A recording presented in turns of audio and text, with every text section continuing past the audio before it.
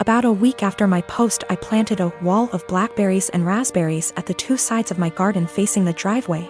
About 30 centimeters from the edge, so no overhanging branches. On the other side of the berry wall, I planted lots stuff like strawberries and tomatoes. To reach the tomatoes and strawberries from the driveway, you have either go through the fruit bushes or walk up to my house. Walk about 2 m along the side of the house and my windows, and then walk into my actual garden. Not something you do by mistake. For about 2 weeks it was somewhat quiet, but I still found the kids on my driveway every single days. As far as I know, they did not enter the garden, and I hadn't noticed them walking around my house anymore. So I figured the bushes were working. About 1 week ago, berry season started, and my bushes are now full of raspberries, and there's lots of strawberries as well. The neighbors noticed. First I caught the boys picking and eating raspberries, so I told them off and dropped them off at home, told their mom I caught them stealing. That's how I see it, even though it's fruit, and that I'd call the cops next time. She huffed and told me to grow up, but took the boys inside anyway. After that it was quiet up until yesterday afternoon, when I went out for a while and found the dad and his 2 sons right in the middle of my garden when I returned, clearing my bushes and plants. I didn't even confront them. Just called the cops from a distance as they hadn't noticed me yet, and started filming them after making the call. Luckily 2 cops showed up after 10 minutes or so, and they confronted the neighbor as they were still picking berries.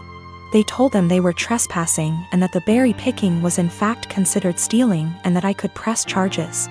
For the first time I noticed a bit of fear in my neighbor. He was having trouble finding his words and kept looking back at his house. I guess hoping his wife would show to yell at the cops. They all went inside with the cops, so I just went home as well. After a while the cops came by and asked me if I wanted to press charges. I asked them if they felt like they scared the neighbor enough to stay away. I got a small smile and yes, about him, but the wife had just kept shouting at them and her husband about the little living next door. I told them no for now, asked them if I'd be allowed to get an extra camera set up on the wall between my garden and the road, to cover the entire front garden plus driveway. They said that's allowed as long as it's on my side of the wall. So, now I'm getting an extra camera installed. One neighbor knows I'm done messing around, but his wife isn't there yet, and if I ever catch any of them again, the cops will be called and possible charges will follow. I am a 35 years old female. I don't have the best relationship with my husband's mom. Since day one she tried to make remarks and compare me to her. She then tried to get on my good side and started overly praising everything I do, and sometimes even copying me, like that one time when she dyed her hair purple just like mine, and when everyone pointed out how ridiculous she looked. She actually blamed me and accused me of trying to make a joke out of her. So, anyways, my husband and I took 2 weeks off work to go visit some places out of the country, tourism in other words. Thing is, I was the one who saved up for and arranged for the trip. My husband was responsible for booking the tickets.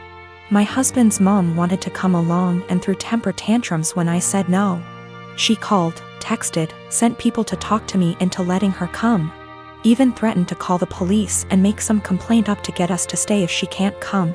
My husband said we should just take her, but I told him he was wrong to tell her about the trip in the first place. He gave me an ultimatum.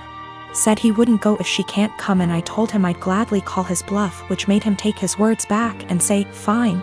I will tell her to stop it because we won't take her. Things got quieter, suspiciously quieter. The day of the trip came and we got to the airport at 2 p.m. My husband was walking ahead of me and was looking left and right like he was looking for someone. I asked him, but he didn't respond. He led me to the waiting area, and first thing I saw was his mom standing there with her luggage. I froze in my spot. I felt a cold wave washing over me and I was fuming inside. She and my husband were hugging. That's when I quietly turned around and started walking towards the exit. My husband followed me while shouting at me to stop. He tried to stop me, but I told him off the harshest way possible. He tried to say I was overreacting and that his mom was there anyway and I should let it go and not mess the trip up for us. I told him he and his mom could still go and that I was going home. I went home and sobbed into my dog's fur for several minutes. Turned out he booked her a ticket without me knowing. An hour later he came home yelling and raging about how pathetic and spiteful I was to walk out and go home and ruin the trip last minute. I told him he caused this to happen. He said that I was being so hard on his mom, it's ridiculous. I refused to fight anymore, but he kept on berating me, then called my family to tell them that the trip was cancelled, and that it was because of me. My family said that I shouldn't have ruined it for myself and should have sucked it up and done my best to enjoy. I come from a conservative Christian family. All my family members were / are involved in the church and have church-based jobs.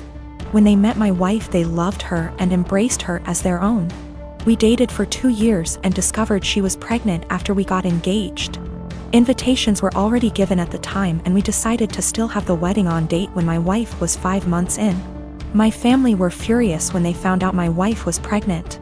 They asked if we even still considered having a wedding.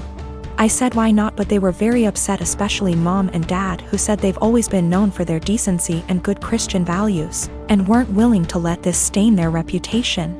As in my wife and I getting married while pregnant. They officially dropped out and refused to negotiate, saying it was done and I have only myself to blame for this outcome, and should move the wedding out of town. I was hurt. I tried to change their minds and checked with other members, but my brother said he had no intentions to look like a joke in front of his fellow church members and dropped out. My aunt pretended to be sick and said she may not be able to make it. She's 100% healthy. My cousin said he had business trip and stopped his wife and kids from attending, and my uncle cussed me out, torn the invitation, and kicked me out. I felt terrible with no family members of my own to support me and share my joy at my wedding. I even broke down crying after the ceremony. I haven't spoken to them for months and then got busy with my 4-week-old daughter. My cousin reached out to hand me gifts and well wishes for the birth of my daughter sent from my family. I returned everything. He sat with me on behalf of the family, saying I shouldn't have returned gifts that were from my family who want to see and hopefully be involved in my daughter's life. He said Mom's longing to meet her grandbaby and everyone else is wanting to visit soon to celebrate my daughter's life. I asked him this question. I said, wasn't my daughter the reason why the entire lot of them abandoned my wedding? He just stared grudgingly as I went on about how they treated my daughter as something to be ashamed of and hide. My daughter at some point will ask about the wedding, and I have no intentions on lying to her. He replied saying he guaranteed I got it all wrong, and no matter what goes down between us I can never deny that my daughter is their granddaughter, //niece / etc., and they're her family. He asked that I arrange for them to visit, but I refused. He kept pressing the idea, but I shut him down. My wife says I should let them come, but I still refused. My mom left my dad when I was 17, I'm 29 now, and had a new boyfriend literally straight away.